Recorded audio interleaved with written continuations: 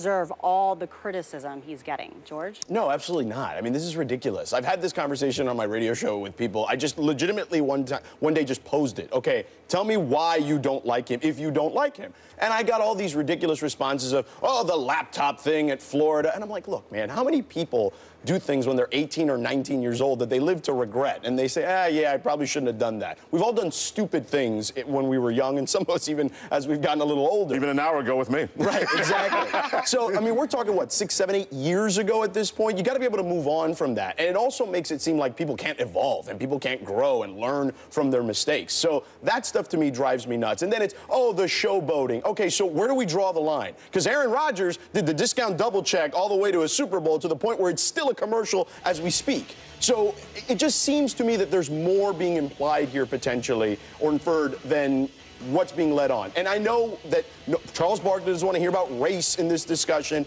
but look, Cam brought this discussion up too. Okay, so it's not like we're just making this stuff up.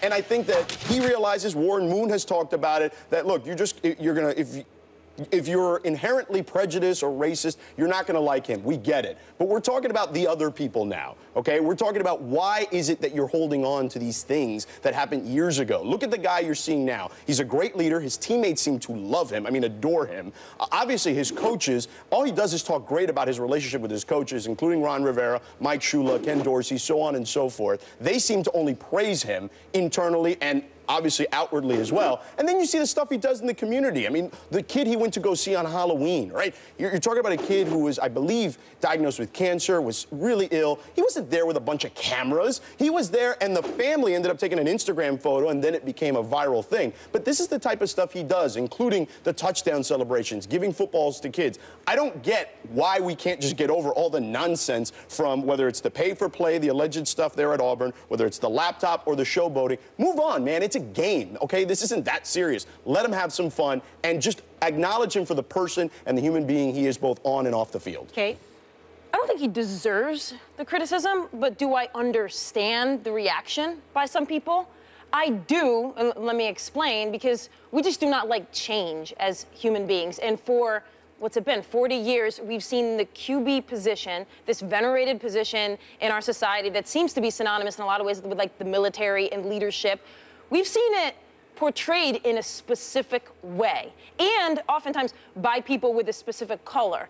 And if it was some black QBs in the past, the culture was different around how they occupied that position. So now Cam is bringing something completely different to it, and people do not like change. So I think there are some people who actually don't like celebrating QBs.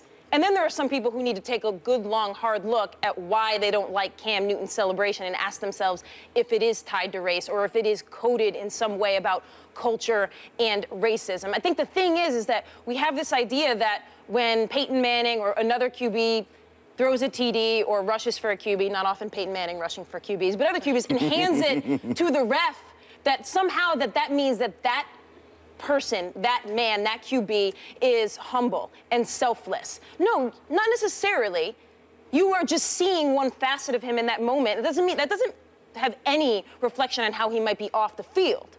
And yet with Cam, we're seeing an authentic sort of like jubilant reaction to me, which I would rather see, because I feel like I'm getting the real Cam rather than just somebody handing off the ball, which I think means nothing. You're actually not getting any glimpse into anything at all. So I understand why some people are fired up, because to them, for some people, it comes down to they just don't like any athletes who celebrate. They don't like this shift that we've gone through with the NBA and in certain sports where personalities are more dominant. They like the whole like fall in line, quote unquote, team atmosphere.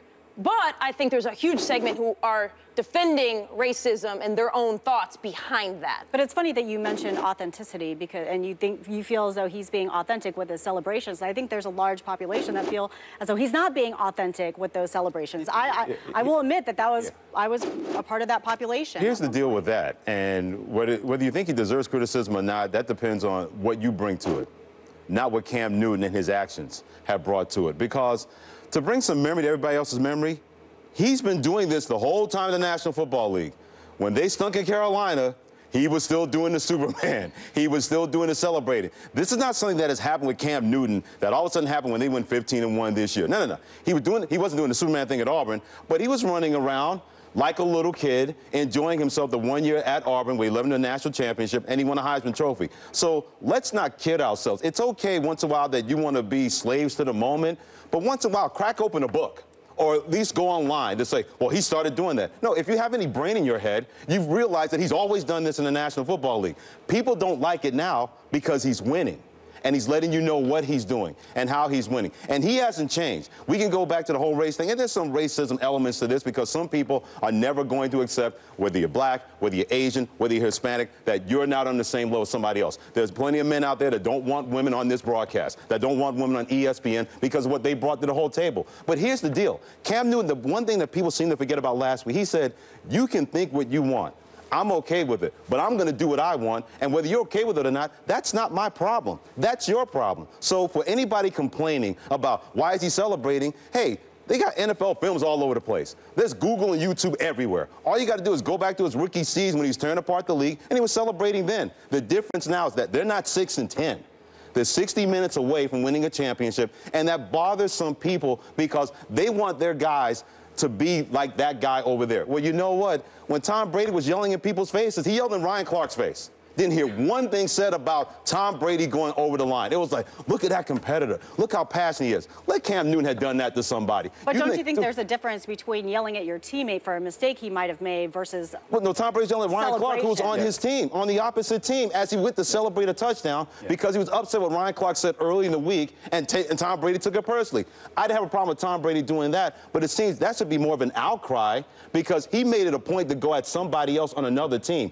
I've yet to see Cam Newton one time do a dance where he was taunting the other football team. I've yet to see that at any given time in the NFL. So if that's your problem, that's fine. But Cam Newton's basically saying, if we win, you think I was doing the Superman before? I'm going to have the whole DC Comics if we win a championship. And if you don't like it, that's on you. That's not on me. And a lot of that comes back to the ways we've accepted we want quarterbacks to behave. And Tom Brady, even when he's getting in someone else's face, it's under this umbrella of what we've accepted from quarterbacks in the way they communicate and how they operate. Now, Cam comes in, and he's completely blowing that out of the water. And for some people, that's shocking and scary, right? It's scary that all of a sudden this position that they've become accustomed to being occupied in a certain way now looks very different to them, and they don't like it. He's kind of taken on the role of what wide receivers typically do, right? Exactly. In the past, he's the one that's doing all the celebrating. If you don't want to celebrate, keep him out of the end zone. Yeah, no, and listen, I think his commercial says That's what he said, too, His Beats commercial says it best. If unfortunately, there's no Band-Aids for feelings. Right. Your feelings get hurt too bad. Well, he is already making history. He is the first QB to win the Heisman Trophy, to win the national championship in college, and also to appear in the Super Bowl. All right, we're going to switch gears. Coming up, David Blatt is out, and the Cavs are 5-1 since. What can we expect from LeBron and the Cavs 2.0? That's next.